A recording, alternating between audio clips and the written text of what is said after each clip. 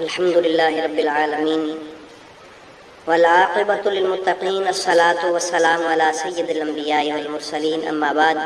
فأعوذ بالله من الشيطان اللعين الرجيم بسم الله الرحمن الرحيم هو الذي أنزل عليك الكتاب منه آيات محكمات هن أم الكتاب وأخر متشابهات فأما الذين في قلوبهم زيغ فيتبعون ما تشابه منه ابتغاء مرضات الله ما تشابه منه ابتغاء الفتنة وابتغاء تأويله وما يعلم تأويله إلا الله والراسخون في العلم يقولون آمنا به كل من عند ربنا صدق اللہ مولانا العظیم۔ احباب گرامی، بڑا ہی اہم ایک پیغام اور بڑا ہی اہم موضوع قرآن کریم کی تعلیم کے حوالہ سے آپ احباب کے لیے لے کے حاضر خدمت ہوں۔ چونکہ عوام الناس ایسی باتوں سے بے بہرہ ہیں۔ یہ سورہ مبارکہ آل عمران کا آغاز ہے، جس میں اللہ تعالیٰ فرماتا ہے کہ اس کتاب میں نے 2 قسم کی آیات نازل فرمائی ہیں۔ ایک آیت کون سی ہے؟ فرمایا کہ منہ آیات محکمات ہن ام الکتاب، ایک محکم آیات ہے جو کتاب کی اصل ہے، یعنی جو بھی اصول کوئی دلیل اخذ کی جائے گی، کوئی استنباط کیا جائے گا، کوئی مسئلہ لیا جائے گا، کوئی اصول درک کیا جائے گا، اس سے کسی قسم کی کوئی دلیل پکڑی جائے گی، کوئی مناظرے کی صورت میں، حکم لینے کی صورت میں، احکام کا استنباط کرنے کی صورت میں، تو وہ آیات محکمات سے ہی لیا جائے گا، یہ ہے۔ اور دوسری وَأُخَرُ مُتَشَابِهَاتٌ، اور دوسرا قسم کی جو آیات ہیں وہ متشابہات ہیں۔ اس کے بارے میں فرمایا کہ فَأَمَّا الَّذِينَ فِي قُلُوبِهِمْ زَيْغٌ، وہ لوگ جن کے دلوں میں کجی ہے، ٹیڑھا پن ہے، یعنی جو ایمان سے کچھ پھرے ہوئے ہیں، درست سمت نہیں ہے جن کی قلبی طور پہ، ان کے لیے فرمایا کہ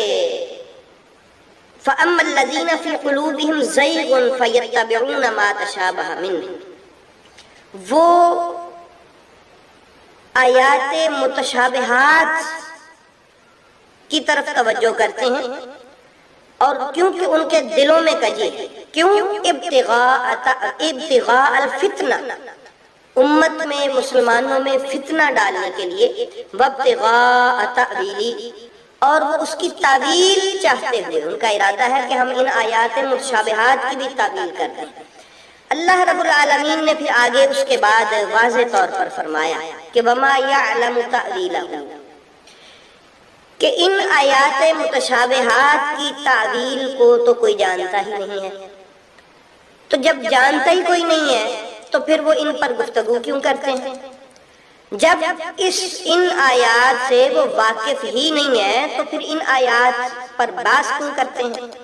ان آیات کو لے کر وہ لوگوں میں فتنہ کیوں ڈالتے ہیں؟ اب اللہ فرما رہا ہے کہ وہ نہیں جانتے اس کی تعویل کو، وہ اس کی تعویل کرتے ہیں، ساتھ ہی فرما دیا فتنہ ڈالنے کے لیے۔ اس لیے احباب گرامی، جو کوئی بھی آپ کو نظر آئے، ایسا کوئی خطیب، کوئی ایسا مقرر عالم تو میں نہیں کہتا، کوئی خطیب، کوئی مقرر جو آیات متشابہات پر بحث کر رہا ہو اور دلائل پیش کر رہا ہو ان آیات سے، تو سمجھ جائیں کہ وہ فتنہ ہے، کیونکہ اس کو فتنہ اللہ نے فرمایا ہے۔ علماء تو آیات محکمات پر کے علاوہ بات نہیں کرتے، یہ بڑا اہم موضوع ہے۔ اچھا، اس کے بارے میں فرمایا کہ ان آیات کی تعویل اگر کوئی جانتا ہی نہیں ہے تو پھر ان کو نازل کیوں کیا ہے، نازل کیوں کیا اللہ رب العالمین نے؟ فرمایا الا اللہ، ہاں نازل کرنے والا خدا جانتا ہے کہ ان کی تعویل کیا ہے۔ آپ جب اس کو پڑھیں گے نا، سورہ مبارکہ آل عمران کے ان آیات کو، تو اس پر آپ توجہ دیجئے گا کہ یہاں وقف ہوا ہے الا اللہ پر، اس کے بعد آگے بات، اس کی تعویل کوئی نہیں جانتا سوائے اللہ کے۔ والراسخون فی العلم، اور جو علم میں راسخ ہیں، پکے علم والے ہیں، راسخون فی العلم ہیں، یقولون آمنا بہ، وہ کہتے ہیں کہ ہم ایمان لاتے ہیں ان آیات کے ساتھ بھی، کل من عند ربنا، یہ آیات ہوں یا وہ دوسری محکم ہوں، یہ سب اللہ کی طرف سے ہیں۔ یعنی راسخون فی العلم یہ بیان دیتے ہیں، ان کی سٹیٹمنٹ یہ ہے کہ ہم ان پر ایمان لاتے ہیں، پتہ تو ہمیں بھی نہیں ہے، بس ہم اتنا کہہ دیتے ہیں کہ یہ اللہ کی طرف سے ہے۔ اس کا یہ ترجمہ ہے، آپ اس کے ترجمہ کو دیکھ سکتے ہیں کہ راسخون فی العلم کہتے ہیں، میں اس کو ریپیٹ کر دوں کہ یہ سب اللہ کی طرف سے ہے، ہم اس پر ایمان لاتے ہیں۔ یہ راسخون فی العلم کی سٹیٹمنٹ بتائی جا رہی ہے یہاں۔ لیکن احباب گرامی،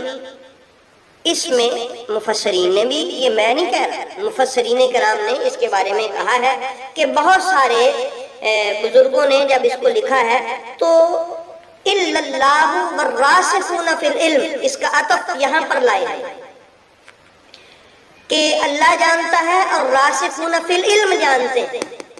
کہ یہ اس کی تعویل کیا ہے، یہ اس کا درست ترجمہ ہے۔ کیونکہ اگر وہاں ہی اس کے عطف کو لے لیا جائے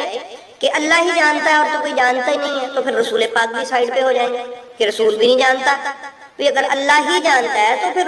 اس کے علاوہ کوئی جانتا ہی نہیں ہے، استثناء ہے وہاں، الا اللہ، فرمایا اللہ کے علاوہ کوئی جانتا ہی نہیں ہے۔ تو اس لیے لازم ہے کہ اس کو عطف کو یہاں ہم لے گئیں گے الا اللہ والراسخون فی العلم، اللہ بھی جانتا ہے اور راسخون فی العلم بھی جانتے ہیں کہ ان کی تعویل کیا ہے، اور ساتھ میں ان کی سٹیٹمنٹ یہ بھی ہے کہ ہم جانتے بھی ہیں اور ہم ایمان بھی رکھتے ہیں ان پر کہ یہ اللہ کی طرف سے ہیں۔ اور اس پر مفسرین نے لکھا ہے، آپ پڑھ سکتے ہیں تفاسیر میں۔ تفسیر ضیاء القرآن آج کے دور میں اردو کی بڑی اچھی تفسیر ہے، پیر محمد کرم شاہ صاحب رحمۃ اللہ تعالی علیہ کی، اس میں بھی انہوں نے کہا ہے، اور ساتھ میں انہوں نے بحث بھی کی کہ جن بزرگوں کا خیال یہ ہے کہ یہ عطف ایسے ہو الا اللہ پر، ان کا بھی خیال تو یہ بہرحال ضرور ہے کہ یہ قرآن کریم کے حروف مقطعات ہوں یا ایسے معاملات، وہ حروف اللہ والوں سے باتیں کرتے ہیں، وہ اپنے حقائق اور راز سے ان کو آگاہ کرتے ہیں یہ۔ اور جن کا خیال یہ ہے کہ والراسخون فی العلم تک جا کے ہوگا، ان کو پھر ان کا ترجمہ تو مزید واضح ہے۔ لیکن احباب گرامی، میں آپ کو عرض کر دوں، اگر اس کا فقط یہ ترجمہ کر دیا جائے